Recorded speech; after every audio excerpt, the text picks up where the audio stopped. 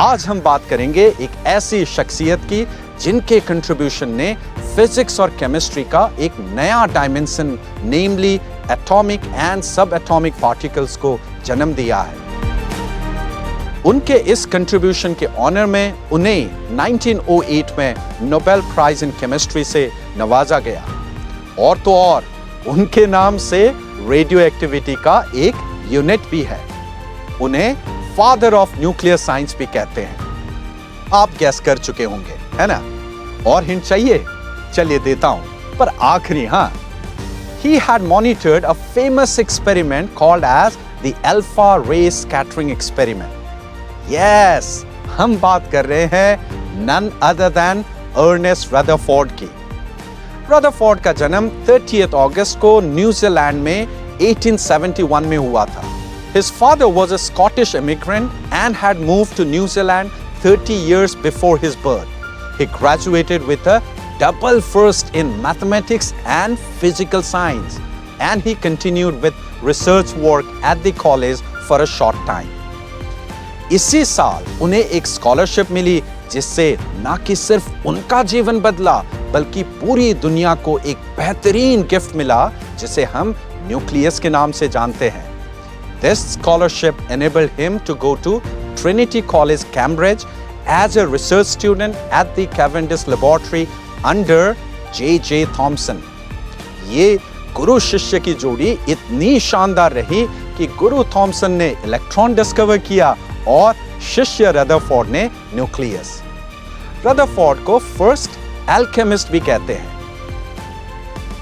उन्होंने पहली बार प्लैटिनम को गोल्ड में कन्वर्ट किया।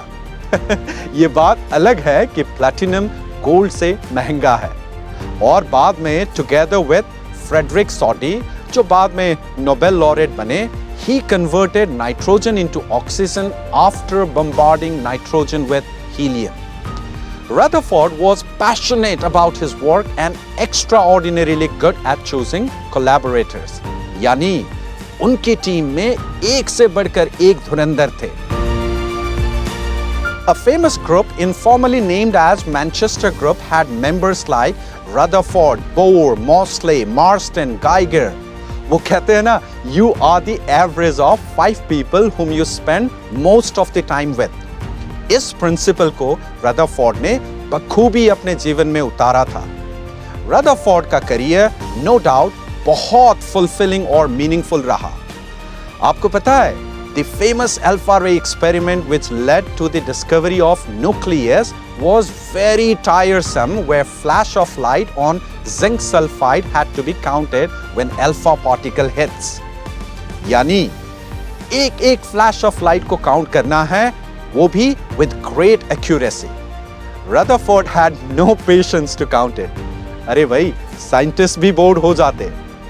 इस काम को उन्होंने अपने स्टूडेंट्स गाइगर एंड मार्स्टन को सौंपा। His students spent hours in darkened lab to do so. God knows how many coffee breaks did they take. Do you know that in this experiment, the 180-degree bounce back of alpha was so surprising event that Rutherford explained it as equivalent as bouncing back of missile when fired on tissue paper. और इस experiment का outcome आप सभी को पता ही होगा। Yes, the discovery of nucleus. हालांकि nuclear model जिससे रदरफोर्ड को काफी फेम मिला was almost neglected for some time until Niels Bohr realized its significance and suitably developed the atomic model. एक मजे की बात, फिजिक्स और केमिस्ट्री में जिससे हम फेलियर ऑफ रदरफोर्ड मॉडल कह के पढ़ते हैं, असल में रदरफोर्ड ने वो मॉडल कभी दिया ही नहीं। उन्होंने तो बस न्यूक्लियस की एग्जिस्टेंस के बारे में ही एक्सप्लेन किया था। ये बड़ी अनफॉर्चुनेट बात है कि लोगों ने अपने हिसाब से सोलर मॉडल की तरह इलेक्ट्रॉन को न्यूक्लियस के अराउंड रिवॉल्व करवाया और फिर क्लासिकल इलेक्ट्रोमैग्नेटिक थ्योरी का हवाला देके उस मॉडल को अनस्टेबल कह दिया। बताना चाहूंगा कि his contribution was only in nucleus, the legacy of which was continued by Bohr. Rutherford की लाइफ में आलू से रिलेटेड एक बहुत इंटरेस्टिंग किस्सा है।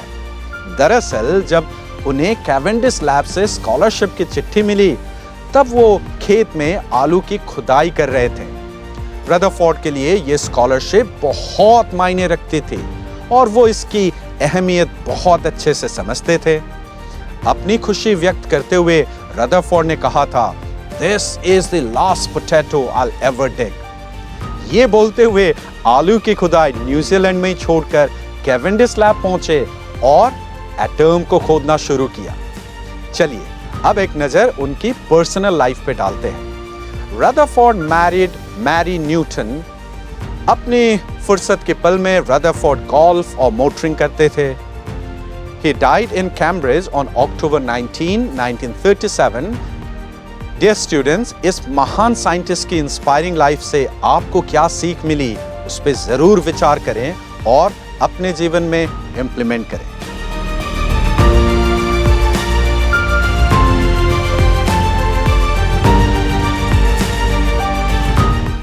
Akash Edu TV is now available on phone for registered JioSIM users. Just download the JioTV app and start JEE NEET preparation on Akash Edu TV. To learn from Akash experts on TV, registered Airtel DTH users can subscribe to channel 467 for JEE and channel 478 for NEET.